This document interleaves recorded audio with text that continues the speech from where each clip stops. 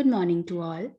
ज्ञानदूत के आज के सेशन में मैं doctor Manshri Bhardwaj frequency distribution के सेकंड पार्ट पॉइजन डिस्ट्रीब्यूशन के बारे में चर्चा करूंगी। लास्ट सेशन में हमने प्रोबेबिलिटी डिस्ट्रीब्यूशन में बायनॉमियल एक्सपेंशन के बारे में जानकारी ली थी। उसी को कंटिन्यू करते हुए आज हम ये देखेंगे पॉइजन डिस्ट्रीब्यूशन को कहाँ पे यूज में लिया जाता है और उसके लिए हम कौन सी प्रोसीजर को यूज में लेते हैं। पॉइजन डिस्ट्रीब्यूशन, जैसा कि मैंने आपको पहले भी बताया था, Poisson distribution and binomial expansion दोनों ही डिस्क्रीट प्रोबेबिलिटी डिस्ट्रीब्यूशन पे बेस्ड है। अगर if the value of n is total number of independent number of trial is very large or n equal to finite number and n के comparison में value of small p means success number is too small, n number is very large and p number is too small and np is a finite number, इस situation के अंदर हम binomial expansion को use में नहीं ले सकते। तो यहाँ पे हमारे लिए पॉइजन डिस्ट्रीब्यूशन सुटेबल होता है। In other word, the Poisson distribution is applicable where the successful events, which is denoted by small p, is the total n number. N means n number of events are very few. n number, for example, n number is 1000, बहुत बड़ा number है लेकिन finite है, और उसमें से success का proportion और p बहुत छोटा नंबर, इट मे बी 1%, 2%, 100 है। तो उसके लिए हम बायनॉमियल एक्सपेंशन ना यूज में लेते हुए हम यूज में लेंगे पॉइजन डिस्ट्रीब्यूशन। अब देखते हैं कहाँ कहाँ ज्यादातर ये काम में लिया जाता है। For example, number of mistakes found in the page of book published by a repute press. एक प्रेस में बुक पब्लिश्ड की गई है, अब उसमें सपोज पर्टिकुलर बुक 1000 पेजेस की है और 500 पेजेस की है, उसमें मिस्टेक्स फाइंड आउट करनी है, तो उसके लिए हम पॉइजन डिस्ट्रीब्यूशन को काम में लेंगे। नंबर ऑफ डिफेक्टिव ब्लेड्स और manufacturing product out of the total blades produced in a factory. किसी भी फैक्ट्री में कोई भी मैन्युफैक्चरिंग हो रहा है, उसके अंदर अगर डिफेक्टिव नंबर निकालना है, प्रपोर्शन निकालना है, तो उसके लिए हम पॉइजन डिस्ट्रीब्यूशन लेंगे। Similarly, number of accidents met by a taxi driver in a year. एक साल के अंदर ओवरऑल एक्सीडेंट्स में से अगर हमें नंबर प्रपोर्शन निकालना है टैक्सी ड्राइवर एक्सीडेंट्स का, तो it's like n very large number, बहुत बड़े नंबर में से बहुत छोटा प्रपोर्शन फाइंड आउट करना है, तो हम पॉइजन डिस्ट्रीब्यूशन को काम में लेंगे। पॉइजन डिस्ट्रीब्यूशन के फंक्शन और द प्रोसीजर कि हम इसे किस तरीके से डिनोट करेंगे। आर का मतलब वही सेम है, R means success of particular event. जैसा हमने बायनॉमियल एक्सपेंशन में देखा था, वहां पे भी हम दो चीजें देखते थे, स्मॉल p एंड q। अगर हम स्मॉल p को सक्सेस से डिनोट कर रहे हैं तो q को हम फेलियर से डिनोट करते थे, क्योंकि according to the binomial expansion 2 aspects थे, सक्सेस एंड फेलियर, दोनों को ही काम में लिया जाता था। लेकिन यहाँ पॉइजन प्रोबेबिलिटी के अंदर हम सिर्फ सक्सेस का प्रपोर्शन फाइंड आउट करते हैं, मीन्स q काम में नहीं आता, and success is denoted by small r और स्मॉल p. तो the probability of r means success is Poisson distribution is determined by the following formula, जिसके बाद कर रहे हैं। r means जो भी आपसे पूछा जाता है क्वेश्चन में, p जिसकी प्रोबेबिलिटी सक्सेस नंबर, वो उसको हम डिनोट करेंगे। Probability of r time success, e means it's a mathematical constant value which is derived from natural law of expansion growth. Normally e की mathematical value है इसे proof किया गया है मैथमेटिक्स के अंदर, लेकिन हमें सिर्फ इसकी एक ये वैल्यू याद में रखनी है, क्योंकि हमें यहाँ पे प्रूफ करने की जरूरत नहीं है, सिर्फ एक छोटी सी वैल्यू है जिसके बेसिस पे हम पॉइजन डिस्ट्रीब्यूशन की कैलकुलेशन करेंगे। तो E means E equivalent to 2.71828। Small m means arithmetic mean. यहाँ पे हम मीन को डिनोट करने के लिए स्मॉल m डिनोशन ले रहे हैं। बायनॉमियल एक्सपेंशन में हमने x बार के थ्रू अर्थमेटिक मीन को डिनोट किया था, लेकिन फॉर्मूला दोनों का वही है, m और mean equal to n into small p, n is total independent number of trial multiply by the number of success proportion or the success number.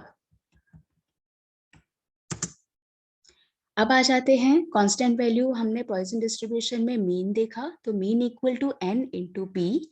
Standard deviation का फॉर्मूला बायनॉमियल एक्सपेंशन में था n p q whole under root, पर Poisson distribution के अंदर हम q का proportion और q के बारे में नहीं पढ़ते, सिर्फ हम सक्सेस नंबर फाइंड आउट करते हैं। तो यहाँ पे फॉर्मूला हो जाएगा n into P whole under root. Same चीज अगर हम स्टैंडर्ड डेविएशन, जिसे वेरिएंस कहा जाता है, उसकी बात करते हैं, तो वेरिएंस का फॉर्मूला हो जाएगा NP। तो standard deviation square equal to NP, और हमें पता है NP equal to small m, मतलब अर्थमेटिक मीन। इन शॉर्ट ये बोला जाता है पॉइजन डिस्ट्रीब्यूशन में variance equivalent to arithmetic mean.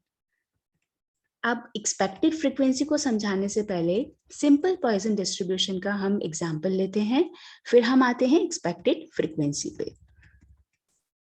Example number first, in a certain Poisson frequency distribution the frequency corresponding to 2 success is half the frequency corresponding to 3 success.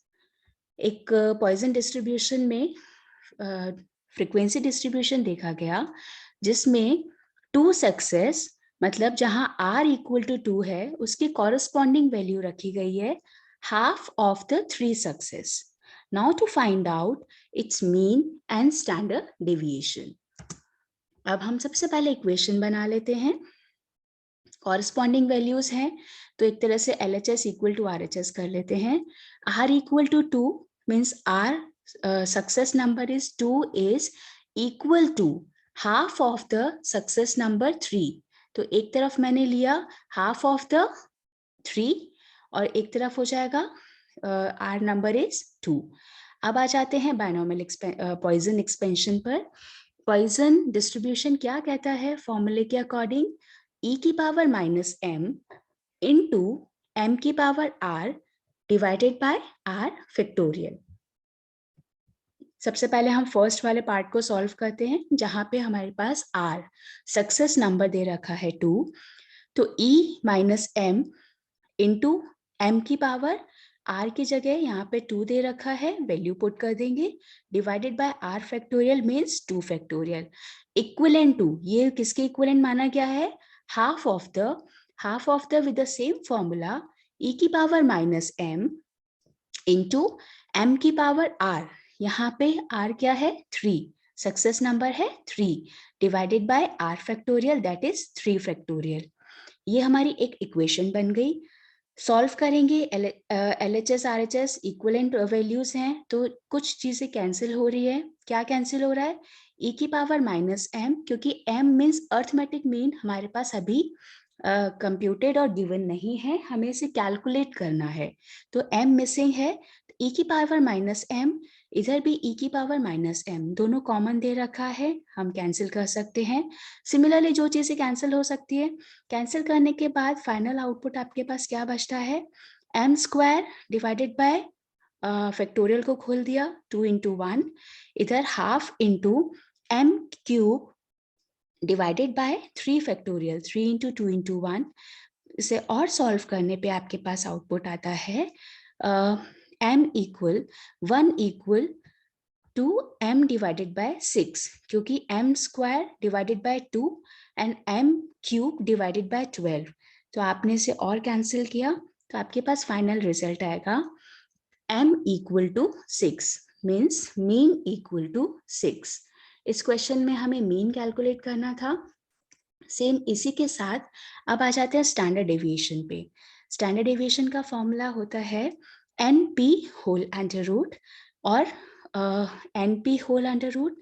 तो इसको solve करने पे हमारे पास आ जाएगा NP का मतलब होता है अर्थमेटिक मीन, तो m equal to 6 equal to NP। तो अगर आप स्टैंडर्ड डेविएशन देखेंगे तो अपने पास आ जाएगा 2.449। हमने इस क्वेश्चन के अंदर पॉइसन डिस्ट्रीब्यूशन का फॉर्मूला यूज करते हुए मीन एंड स्टैंडर्ड डेविएशन दोनों चीजें फाइंड आउट की। नेक्स्ट क्वेश्चन में हम देखते हैं क्या कह रहा है हमारे पास।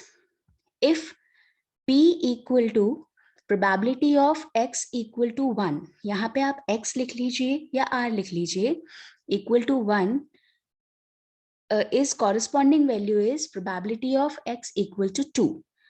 ये दो कॉरेस्पॉन्डिंग वैल्यू दे रखी है तो हमें क्या निकालना है, मीन एंड वेरिएंस निकालना है।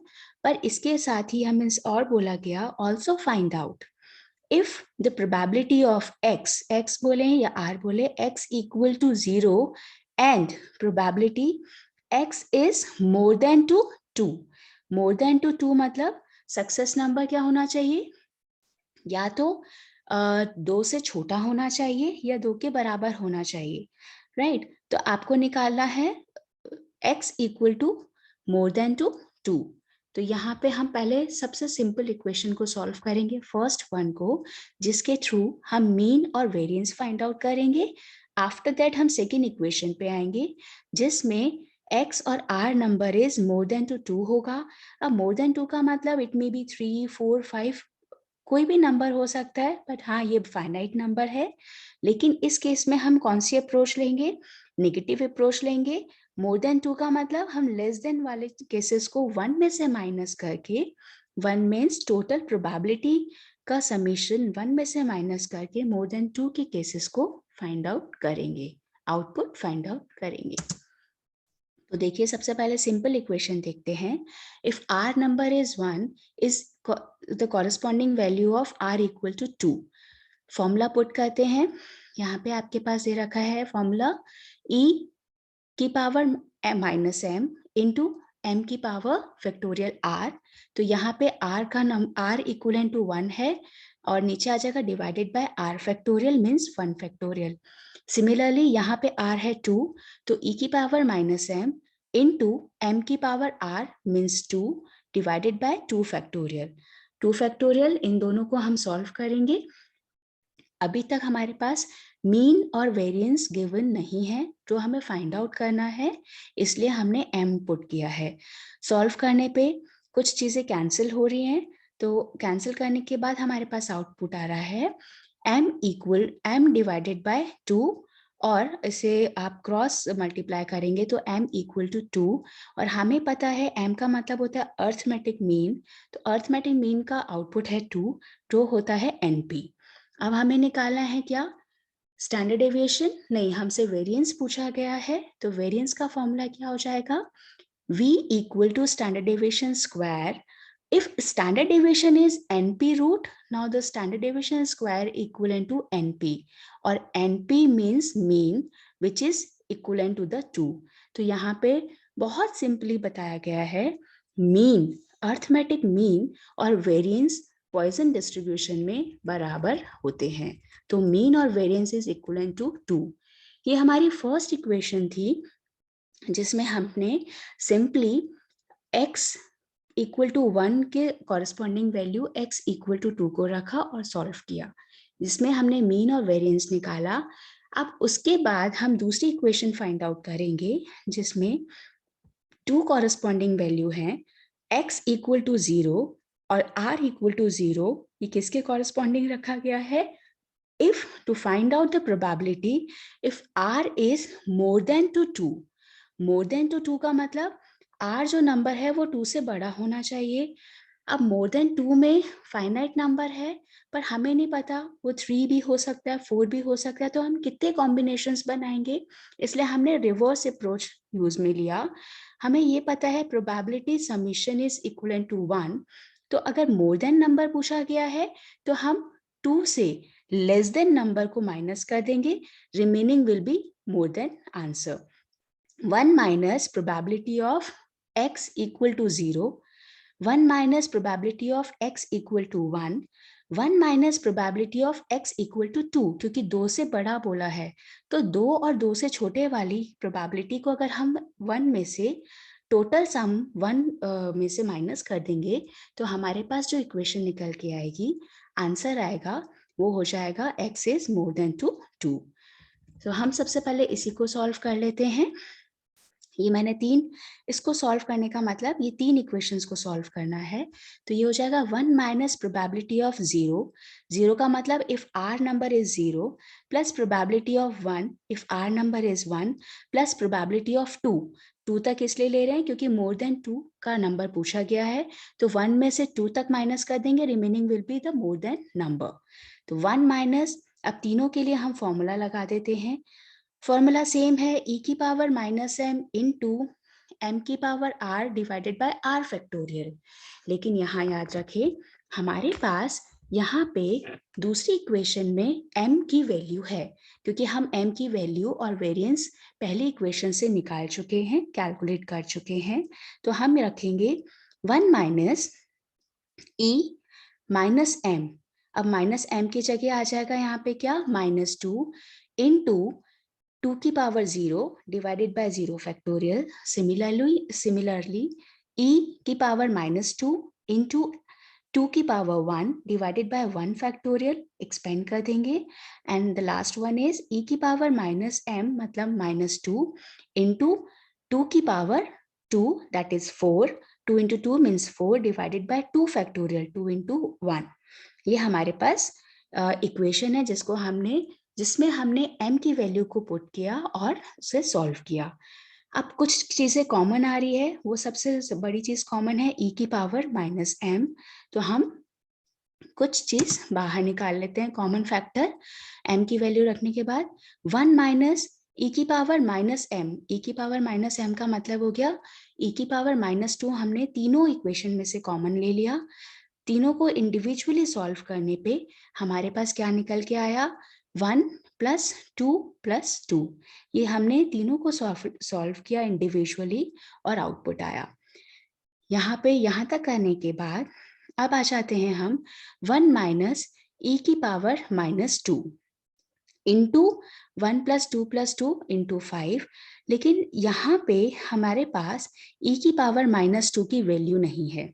हमें ये जरूर पता है कि e constant, mathematical constant value है जिसकी वैल्यू हमारे पास दे रखी होती है 2.71828।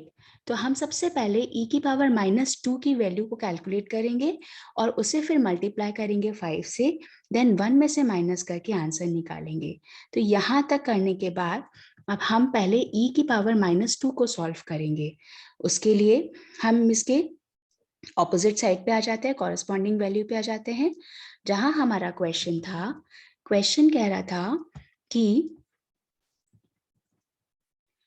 सेकेंड इक्वेशन कहती है x equal to 0 is equivalent to x is more than to 2। तो हमने मोर देन टू 2 में 3 इक्वेशंस बनाई, सॉल्व किया, पर e की पावर -2 को सॉल्व करने के लिए अब हम ऑपोजिट साइड और कॉरेस्पॉन्डिंग वैल्यू की तरफ आते हैं। हम उसको पहले सॉल्व करेंगे। तो इसके लिए हमारे पास आ जाएगा if r equal to 0, r equal to 0, तो वही same formula e minus M into m की पावर 0 डिवाइडेड बाय m की पावर 0 और m की power r divided by r factorial. यहाँ पे m की वैल्यू पुट की जाएगी।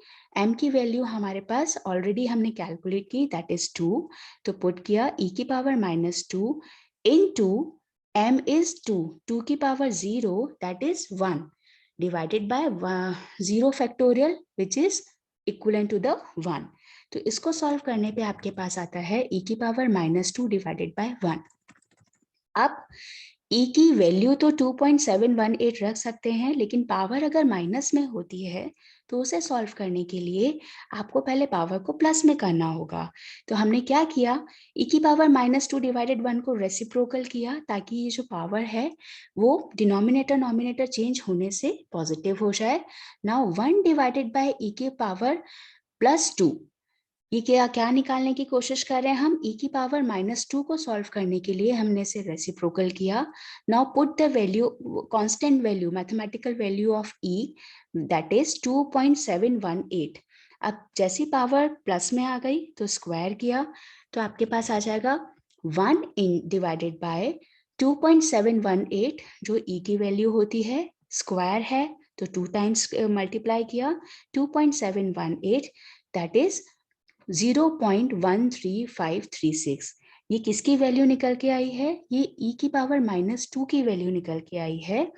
और इसको अब हम पुट करेंगे RHS साइड में, जहां हमने क्वेश्चन को कहां तक सॉल्व कर लिया था, इक्वेशंस इंडिविजुअली बनाई थी लेस देन 2 के केसेस, और वहां हमारे पास आउटपुट आया 1 माइनस e की पावर -2 इंटू 5।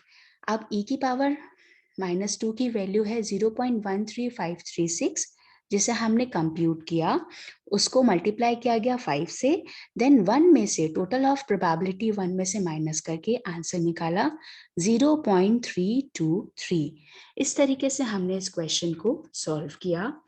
ये हमारा पॉइसन डिस्ट्रीब्यूशन का एक दूसरा मेथड था। अब आ जाते हैं इसी के आगे एक्सपेक्टेड फ्रीक्वेंसी पे। एक्सपेक्टेड फ्रीक्वेंसी क्या कहती है, उसका मैं एक क्वेश्चन ले लेती हूँ और उसको समझाने की कोशिश करती हूँ।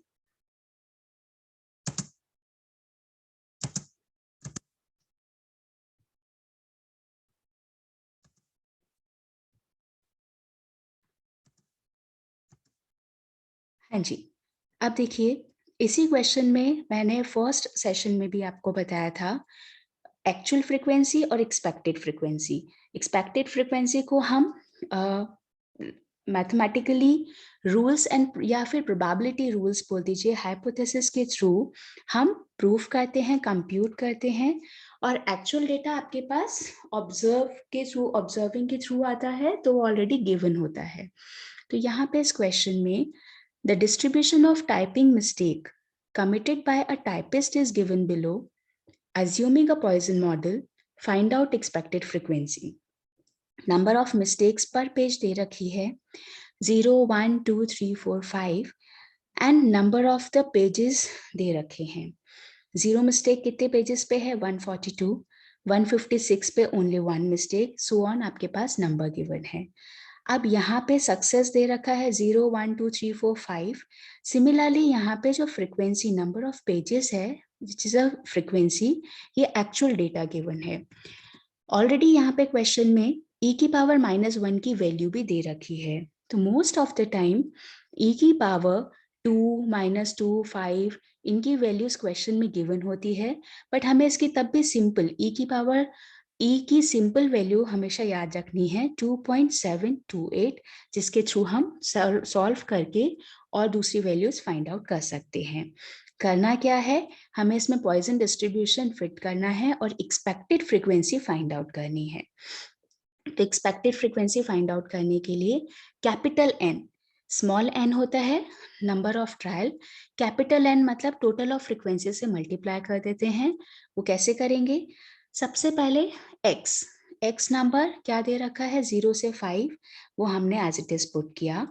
फ्रीक्वेंसी एक्चुअल और गिवन वन जो दे रखी है वो हमने मेंशन कर दिया, 142, 156, 69, 27, 5 एंड 1। और इसी के साथ हमें सबसे पहले क्वेश्चन में चाहिए मीन, अर्थमेटिक मीन।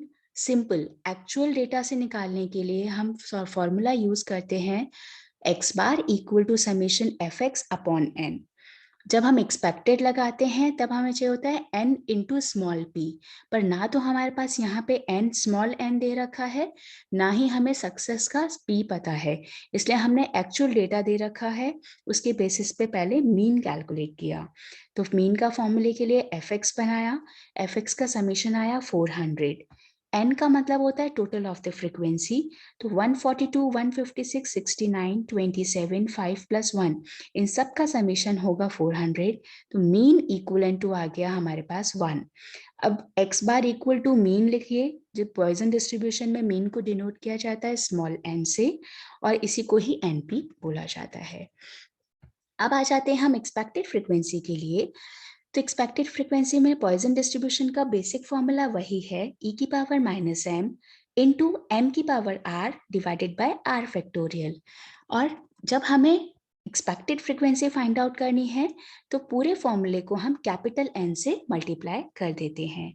तो देखते हैं, यहाँ पे हम ऊपर मीन की वैल्यू निकाल चुके हैं, m इक्वल टू 1। तो हम सबसे पहले क्या करेंगे, प्रोबेबिलिटी ऑफ जीरो, हम सारे केसेस की एक्सपेक्टेड फ्रीक्वेंसीज निकालेंगे। If the success number is zero और number of mistakes is zero, तो उसके लिए हमने फॉर्मूला यूज में लिया e की पावर माइनस 1, 1 मतलब m की वैल्यू, इनटू m की पावर r, यहाँ पे r है, जीरो मिस्टेक्स लेके चल रहे हैं, divided by zero factorial. Solve करने पे हमारे पास आया e की power minus 1 equal to 2.7183, right. और इसे यहाँ पे ये बोला जा सकता है, ये नॉर्मली e की वैल्यू है। अब पावर अगेन माइनस में है, रेसिप्रोकल करके e की पावर माइनस m को पहले पॉजिटिव करना पड़ेगा, तो वैल्यू आएगी, तो 1 डिवाइडेड बाय 2.7183 इक्वल टू 0.3679। ये वैल्यू हमने कैलकुलेट की है, बट ऑलरेडी क्वेश्चन में गिवन थी। e की पावर माइनस m हमने कैलकुलेट किया रेसिप्रोकल करके, बट यहाँ पे क्वेश्चन में दे रखी थी। तो जो फर्स्ट केस है, expected frequency when the number of mistakes are zero और the r number is zero, तो उसके लिए हो जाएगा फॉर्मूला n इंटू, n है 400, इंटू हमने जो p जीरो निकाला है वो कितना आया है 0.3679। 0.3679 को हम जब n नंबर से मल्टीप्लाई कर देंगे तो पहले वाले केस में when the success number is zero, उसकी एक्सपेक्टेड फ्रीक्वेंसी आएगी 147.16। अब दूसरा एक शॉर्टकट और यहाँ पे यूज में लिया गया है।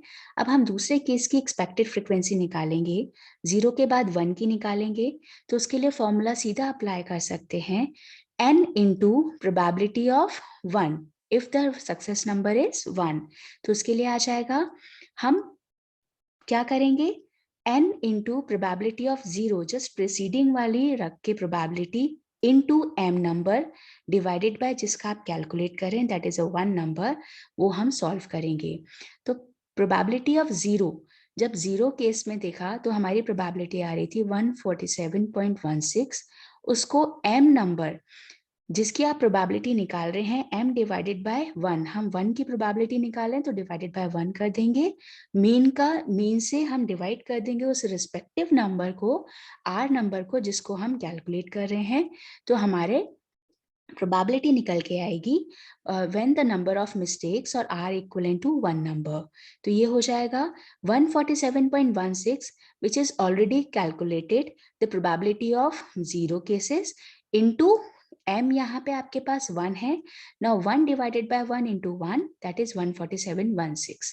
अगेन अब हम प्रोबेबिलिटी एक्सपेक्टेड फ्रीक्वेंसी निकालेंगे व्हेन r नंबर इज 2। तो जब 2 को यूज में लेंगे तो जस्ट प्रीसीडिंग वाला हम 1, 2 के लिए हम 1 को काम में लेंगे, n into probability of 1 into m divided by 2। m में हमेशा डिवाइड उसका किया जाता है जिसकी प्रोबेबिलिटी कैलकुलेट की जाती है। 2 की प्रोबेबिलिटी कैलकुलेट की जा रही है तो डिवाइडेड बाय 2 है, पर उसमें प्रीसीडिंग किसका रखा जा रहा है आउटपुट, जो हम निकाल चुके हैं, which is R number is 1 और प्रोबेबिलिटी इज 1। तो probability of 1 is 147.16 into m is 1 divided by 2, that is 73.58. Similarly with the next one, probability of 3 निकालेंगे, इसमें हम पुट करेंगे probability of 2 की, तो n into probability of 2 into m divided by जिसकी आप कैलकुलेट कर रहे हो, that is a probability of 3. 3 is a success number, तो ये आंसर हो जाएगा 73.58 into 1 divided by 3. सिमिलरली इसी तरीके से हम आगे प्रोबेबिलिटी ऑफ 4 जिसमें हम probability 3 preceding 1 into m divided by respective number success number जो पूछा गया है वो फाइंड आउट करेंगे, that is 6.13. And then last expected frequency of when the probability is 5. जब आप 5 की फाइंड आउट कर रहे हैं तो उसमें हो जाएगा preceding 1 n into probability of 4 into m divided by 5, that is 1.23. तो हमने क्या किया, हमारे पास एक्चुअल नंबर ऑफ फ्रीक्वेंसी दे रखी थी, उससे हमने एक्सपेक्टेड फ्रीक्वेंसी निकाली. एक्सपेक्टेड फ्रीक्वेंसी 147.16, 147.16, 73.58, 24.53, 6.13 एंड 1.23 आई. That is equivalent to 400. ये हमारा था पॉइसन डिस्ट्रीब्यूशन के थ्रू. पॉइसन डिस्ट्रीब्यूशन के थ्रू हमने कैलकुलेट किया expected frequency. Thank you. Hopefully आप लोग को ये समझ में आया होगा. नेक्स्ट सेशन के अंदर प्रोबेबिलिटी डिस्ट्रीब्यूशन के थर्ड पार्ट नॉर्मल डिस्ट्रीब्यूशन के बारे में बात करेंगे.